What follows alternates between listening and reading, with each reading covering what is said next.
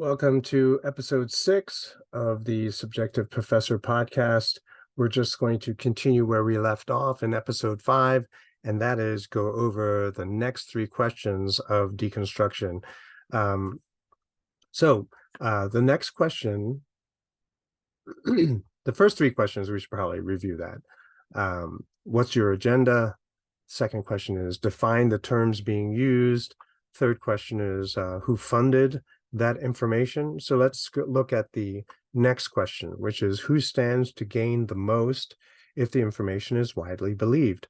Now, I know that a lot of people would desire to say that information is neutral, but this is not the case, right? If something is true, there are certain people who are going to benefit from that information, and then other people who are going to lose. So the next 2 questions are who gains and who loses. So we'll do both questions at the same time, just for simplicity's sake, and to keep this video short. Okay, so if we were to consider who stands to gain the most, it generally will not be the people who are supposed to gain the most, right? And this is what's kind of problematic. This is what's very hard to swallow, perhaps very difficult to get your head around, especially because knowledge production, most of us generally tend to be trusting. And so if the person says that all of us are going to benefit if we build a sports stadium in the city, then this is great, right? Then the city is going to benefit. Yeah, sure. And there are lots of reasons that are given, more revenue for the city, more jobs, something that attracts other people to come to the city. So the city is supposed to benefit. But in reality, many of the stadiums, I don't know if it's most, but many of the stadiums that are ultimately built are not paid for by the sports teams that are actually going to use the stadium. So for some reason, a lot of billion-dollar, NFL teams, the owners will not contribute to the expenses of building a stadium, and that bill is paid for by all of the taxpayers.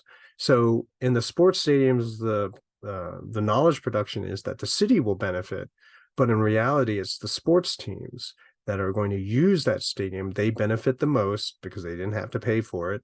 And the people who lose the most are the taxpayers of the city. And there are other people who lose as a result, people who have to be relocated because of eminent domain laws, where the stadium is going to be built. Whoever was living there, whatever businesses were there before, they get bought out at a very, very low cost, and then they have to relocate. Another bit of information, I'm trying to think of a wide variety of examples, but the phenomenon of crack babies, I don't know if you've heard of this, but pregnant mothers who smoke crack, which is as a drug, which is made from cocaine. So mothers who smoke crack, they have crack babies. So a scientific study talked about this, and so a lot of people said, oh, we have to do something about crack babies. And so the drug war got ratcheted up because they were trying to save the kids, right? And so more jobs were created in law enforcement, and so it becomes a sort of job creator, but you're doing it for the babies. And so the people who are supposed to benefit are these infants, I guess, depending on your perspective, right? Who are, being born with this so-called possibly drug addiction because their moms smoked crack while they were pregnant. Well, the interesting thing is that, another study was made, and it turns out that crack babies have very much the same symptoms as preemies, babies who are born premature. And so is there even such a thing as crack babies? And so one might argue that the true losers of the information are the mothers who were using crack while they were pregnant.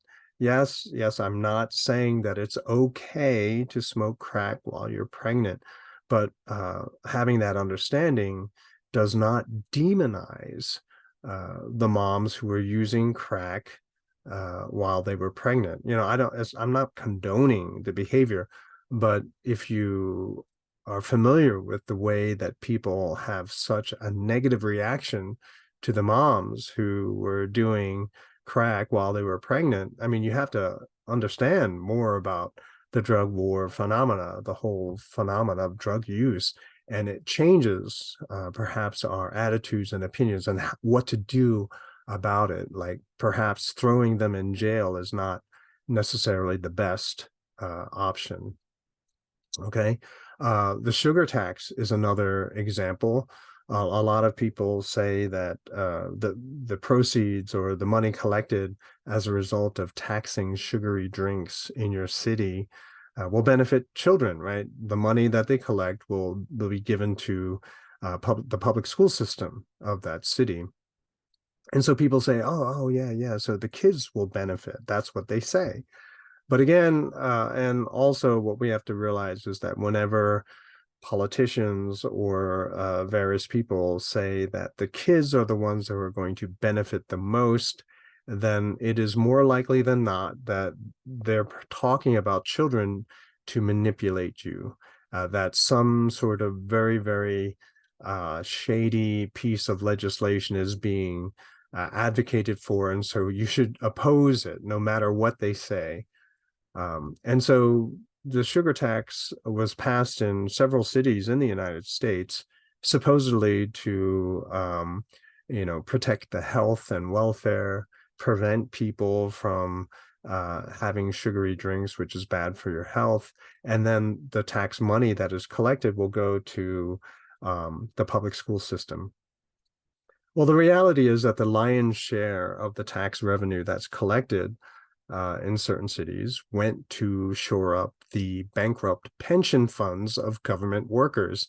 I mean, can you imagine that? Like, and when I say lion's share, I'm talking like 80% of the money that's collected goes to pension funds of city workers. And so if imagine if they leveled with the taxpayers of their city and said, look, our retirement is in jeopardy, so we're going to raise taxes so that we can have a much more cushier retirement. I mean, who would vote for that, right? Who would be in favor of that? And so you can't say that. And so some of the money, right, I think 15% goes to the public schools, and you make a big show of it. You say, look at all this money that we're giving to the schools. Yay. But you don't tell people that the lion's share of the money that you collect is going to their pensions, right? So who loses? So those are the true beneficiaries, right?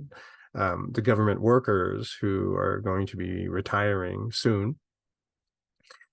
So who loses? Well, losers not only are the people who like to drink those sugary drinks, but also the people who have to sell those sugary drinks. Some places refuse to sell it because there's a lot of paperwork that needs to be filled out if you want to sell them. But also, if you think about bodegas, that is corner grocery stores in the city, a lot of their customers will refuse to buy the drinks there. Instead, what they do is they take a road trip, right? A bunch of them will get together and make a weekly trip out to outside of the city, just over the city line, and then buy sugary drinks at a store outside the city.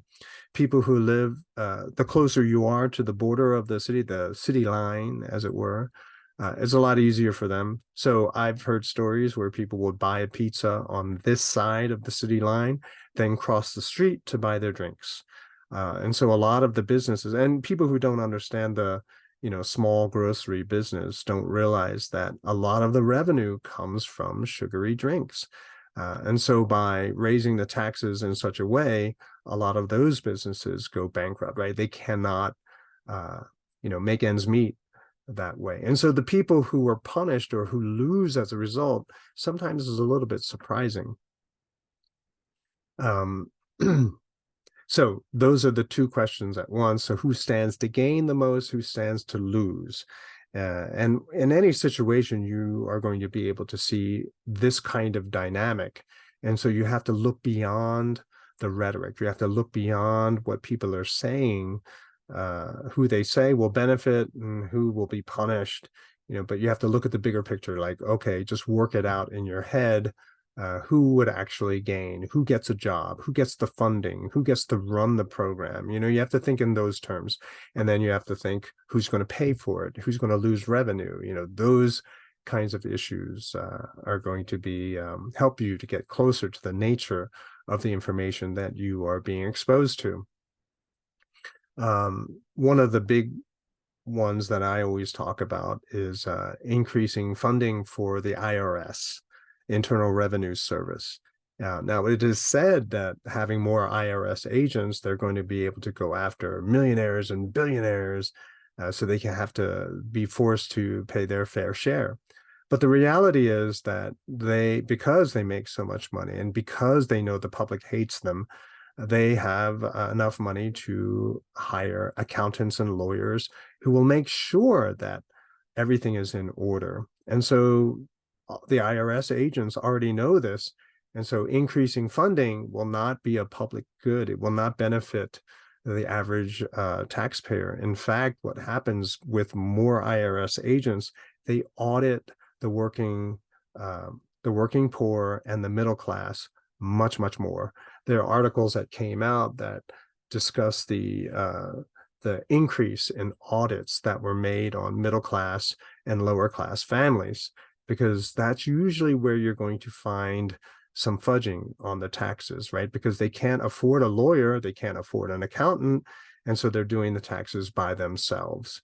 And that is also very surprising to a lot of people who haven't yet gotten a full-time job. This is something that they are completely unaware of. So asking who really benefits and who loses is actually kind of important, right? You have to go beyond, as I already said, beyond just simply the marketing of the information that you're presented. The last question to go over in the deconstruction process is, have the constructs changed in definition over time, right? And this is a neat little trick we're seeing more often now, is that when the government changes the definition, because that's usually the only entity that can, change the definition for a great many people almost immediately, right? They pronounce a new definition. Sometimes scholars, academicians, people who write books, they'll do that too. But generally, it's the government who desires this kind of change in the definition. And what happens is, as you change the definition, most people are unaware that the definition changed. So you think that you're using the same definition that the government told you existed, 50, 100 years ago as today. And so when they make comparisons between comparisons of the society today with what it looked like 100 years ago, they get to say, see, oh, look, look how much we've improved, or look how much good we've done for you, right? But what people don't realize is that they changed the definition. One example of this is the concept of assimilation. Back in the 1920s, when people came up with this idea of assimilation, it was very, very discriminatory, right? So all these foreigners, these immigrants came to the United States. People were disgusted and repulsed by all these dirty immigrants. And so they closed the doors of immigration with the Johnson-Reed Act of 1926 and reduced a lot of immigration to quotas, right? Which was very discriminatory on that, but we don't have time to go into it. Just realize that there were quotas, and they restricted the number of people who would come in from a certain country. Once they closed the doors of immigration, what they also wanted to do was somehow figure out how to make all these immigrants American, okay? And so the idea was to assimilate them. But excluded from the assimilation process, of course, were colored people. So colored people could not be assimilated to the United States. Eventually, because of World War II, mostly, people got rid of stopped using this idea of assimilation. And then we come into the 60s. The World War II is in the 1940s. Okay. So moving into the 60s, they repealed the Johnson-Reed Act in 1964, hoping that more Europeans would come into the country, but instead, many, many Asians started coming into the United States. Millions of Asians came into, pretty sure it was millions last time I checked, but a tremendous number of Asians came to the United States. And when a lot of people saw all these foreigners coming into the country, they said, oh, we got to do something. And so they brought back assimilation. All right. But what they left out was the part where colored people couldn't be assimilated, right? They left that part out. And so now people talk about assimilation, without the history. And so without realizing it, people are using terms which are not actually beneficial for them. You can see the change in definitions in the term vaccination. And so vaccinations back in the day, they were effective and they were all that, they were awesome. And so when you talk about a vaccination today, then it's just as good, right? You see this also with inflation. So comparing today's inflation with inflation of the 1970s, and we say, hey, no big deal.